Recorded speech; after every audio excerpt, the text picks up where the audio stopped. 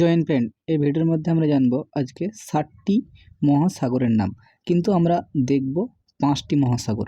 তো দেখি কোথায় কোথায় 5টি মহাসাগর আছে। তো আমরা চলে আসি পৃথিবীর সব থেকে বড় মহাসাগরের নাম হচ্ছে প্রশান্ত মহাসাগর।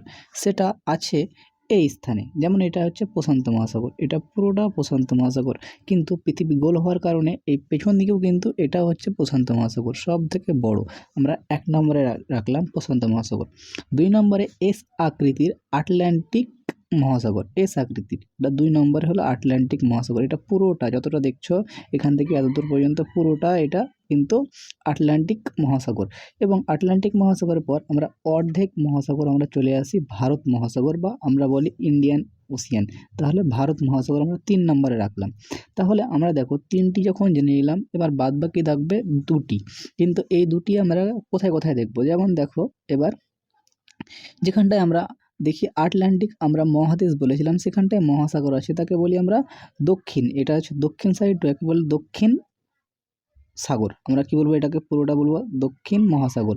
এবার ওর অনেকগুলি নাম আছে, দক্ষিণ মহাসাগরের নাম আছে এর, এর হচ্ছে কুমেরু মহাসাগর নাম আছে এর, এর আবার মানে আটলান্টিক মহাসাগর নাম আছে, মানে আন্টার্কটিক মহাসাগরও কিন্তু নাম আছে। তো এটা আমরা 4 নম্বরে রাখি। এটা ঠান্ডা, মানে উষ্ণ বরফের পাশে, তো তার জন্য ঠান্ডা 4 নম্বরে আমরা রাখলাম। এবার আমরা 5 নম্বরে দেখব, যে আমরা 5 নম্বরে সেটা গুরুত্বপূর্ণ হচ্ছে উপরে, এই উপরের অংশটা হচ্ছে আর্কটিক মহাসাগর, একে আমরা উত্তর মহাসাগর বলি, আর্কটিক মহাসাগর বলি, বা আমরা যে লেখা আছে এখানটা দেখো আর্কটিক মহাসাগর লেখা আছে, তাহলে এখানটায় আমরা দেখতে পাচ্ছি আর্কটিক মহাসাগর, উত্তর মহাসাগর, সুমেরু মহাসাগর। এখানে ঠান্ডা বরফ, এগুলো প্রায় নরওয়ে, সুইডেন, এগুলো যে দেশগুলো আছে এখানটায় বরফ জমে থাকে।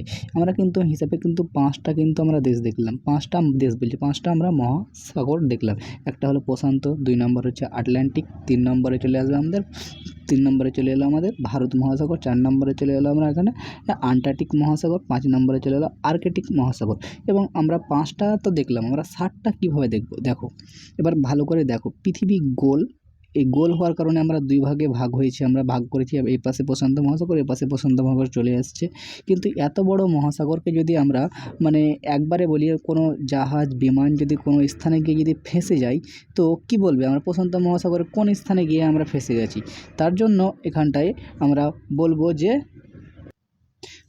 যে উত্তর না দক্ষিণ। যেমন প্রশান্ত মহাসাগর, এটা পুরোটা প্রশান্ত মহাসাগর, এটা দেখছো এটা পুরোটা প্রশান্ত মহাসাগর, এখান থেকে এটা পুরোটা প্রশান্ত মহাসাগর, যেটা দেখছো এখানটায় এটা পুরোটা প্রশান্ত মহাসাগর। এত বড় মহাসাগরে কোনো যদি শিপ জাহাজ যদি ফেঁসে যায়, তো কি বলবে কোনটায় ফেঁসেছো। তার জন্য এটাকে আমরা 2 ভাগে ভাগ করা হয়। যেমন এটা দেখো, মনে করো এটা এত দূর, এটা এত দূর, একে বলবো উপরটা হচ্ছে নর্থ আর নিচেটা হচ্ছে সাউথ। ঠিক এ পাশে হচ্ছে নর্থ, এটা হচ্ছে সাউথ।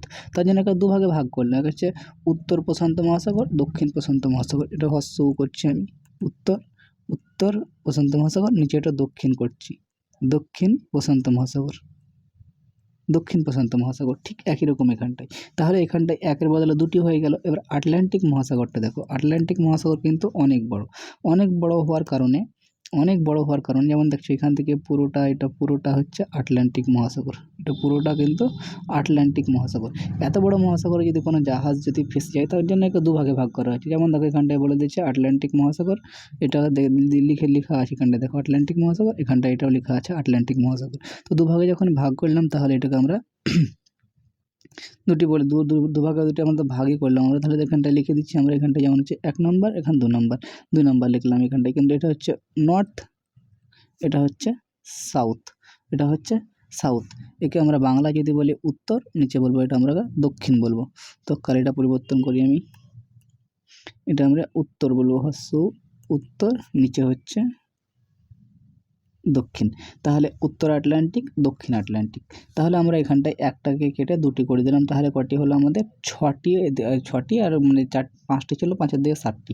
তাহলে এখানটা দেখো, প্রথমে প্রশান্ত মহাসাগর 2টি, আটলান্টিক মহাসাগর 2টি, হলো কটি 4টি হয়ে গেল।